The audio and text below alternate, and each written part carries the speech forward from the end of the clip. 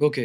Sir అంటే ఈ election తర్వాత 29 ఎలక్షన్స్‌కి వైఎస్ఆర్ కాంగ్రెస్ పార్టీని ఏదైతే ఉందో లేకుండా చేయాలనే ప్రయత్నంలో భాగంగానే కుట్ర జరుగుతుంది.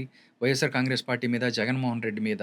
దానిలో భాగంగానే పులివెందుల నుంచే మీరు మొదలుపెట్టారు. మిగతా అన్ని చోట్ల కూడా ఇలాంటి రిగ్గింగే ఇలాంటి చేసే పరిస్థితి ఉంది అని చెప్పి వైఎస్ఆర్ కాంగ్రెస్ పార్టీ చెబుతుంది. టీడీపీకి నిజంగా ఆహ్, ఎలా ముందుకెళ్తుందంటే ఏం చెప్తారు మీరు?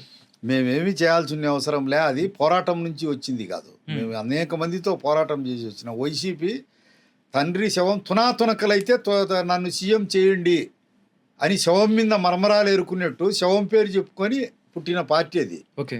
దాని ఎంతకదే అంతరించిపోతుంది.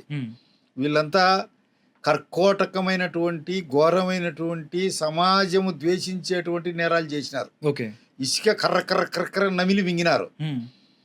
మద్యం కల్తీ మద్యం తాపి దీన్నంతా మధ్యాంధ్రప్రదేశ్గా తయారు చేయడం కాదు, వాళ్ళ గుండెలు కిడ్నీలు వాళ్ళ ఎన్ని కుళ్ళిపోయి నశించిపోయి చచ్చిపోయినారు వేల మంది. ఓకే. ఇవన్నీ ఉన్నాయి.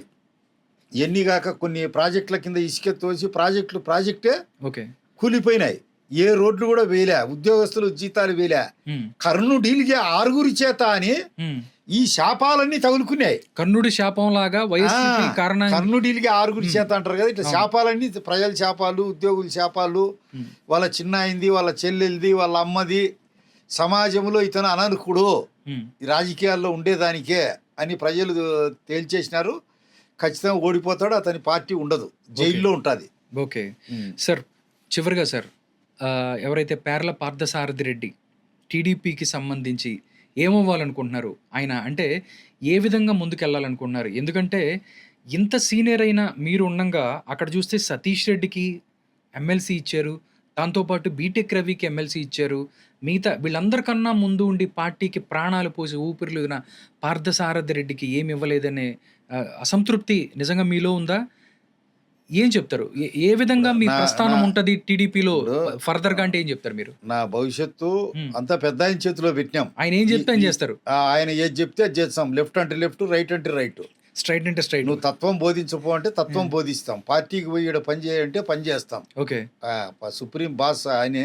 ఓకే. ఆయన తర్వాత లోకేష్ గారు. వాళ్ళు ఎస్ అంటే ఎస్, నో అంటే నో. అంతా నా భవిష్యత్తు అంతా వాళ్ళ చేతిలో ఉంది. తప్పకుండా పార్థసారథి రెడ్డి గారు నిజంగా పార్టీ కోసం, ఎందుకంటే పులివెందుల్లో ఎప్పటి నుంచో వైఎస్ ఫ్యామిలీకి ఎదురుగా మీరు నిలబడి తెలుగుదేశం జెండా పట్టుకున్నారు. ఫ్యూచర్లో కూడా మీకు మంచి జరగాలి, మీరు మీ ప్రస్థానం ముందుకెళ్ళాలి, ఎన్నో విజయాలు సాధించాలని కోరుకుంటున్నాను. నమస్కారం అండి. Thank you.